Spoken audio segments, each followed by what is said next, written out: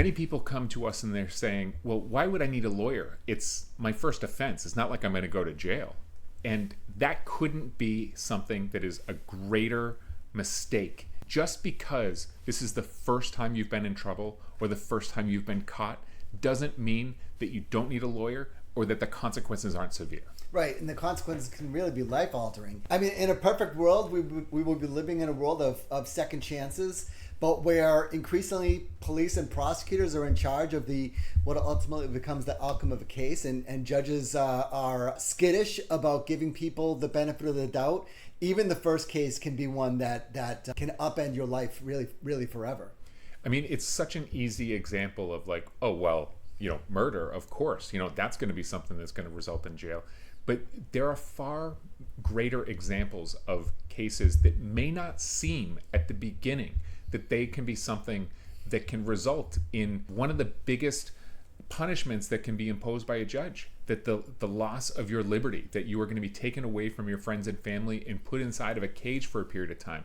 And it can happen the very first time that you are before a court, as long as the offense is serious enough, the punishment is sometimes in a draconian way severe enough, or simply put, that there's a message that's being sent. We have many situations where people have been involved in just mere accidents that the punishment that is suggested by a judge can be jail. Even showing up to court for the first time without a lawyer can come with some significant risks, because what happens when you walk into a courtroom is the court is going to make a determination about whether or not it's going to let you out of the courtroom. And that's on the subject of what's called bail and pretrial detention based on dangerousness. So, in a nutshell, when a person walks into court, the judge wants to make sure A, they're not going to hurt somebody when they leave, and B, they're going to come back when they're supposed to. Even things that might seem simple, like an argument with your spouse where there's been an allegation of domestic abuse, a punch, a slap, whatever it might be.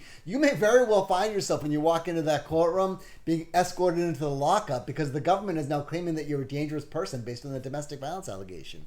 And with the increase in attention to criminal cases through social media and just general media attention, comes with it prosecutors who have a political motivation in which to make sure that they look good to how they are handling violent crime.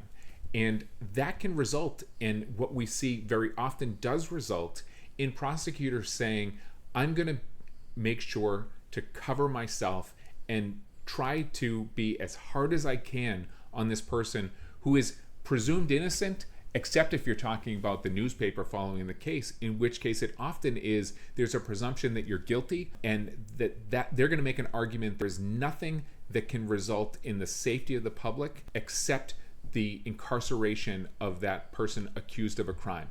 And a judge has to make a tremendous leap of faith in you when faced with that allegation to say, I'm willing to stake my name on releasing that person. And that's why we really make sure that these are not just run-of-the-mill arguments for us. We put everything that we possibly can into even that first initial argument to make sure that our client is home with his friends or family when he's fighting the case. I mean, think about it this way.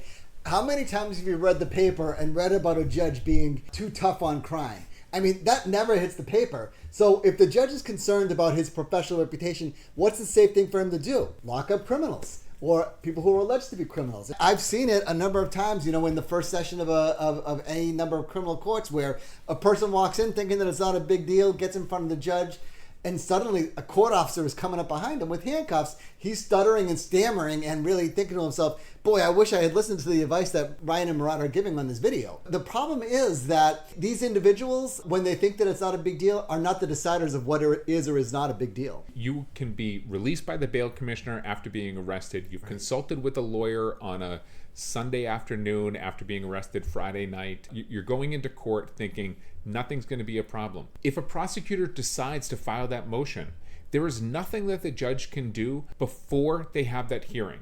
We can push to have the hearing that day, that afternoon, but many times the prosecutors are going to push and say, look, it's just 3 days. We're going to ask for some additional time. We want to get some additional reports. And that is 3 days that you are separated from your family. 3 days you are unable to work. 3 days that the decision about whether you are going to go home is left open to chance. And so having a skilled attorney able to make a forceful and compelling argument is essential. I cannot tell you how many times I've made what I consider just to be the way in which to make an appropriate argument in these situations, and have been approached by court officers, by court staff, by people in the audience, and saying, wow, this is something they found remarkable. They remarked to me about this argument that I've made, because it's not the norm. It should be, but it's not. And that's why we make a tailored approach to all of our cases, to make sure that we are humanizing our clients,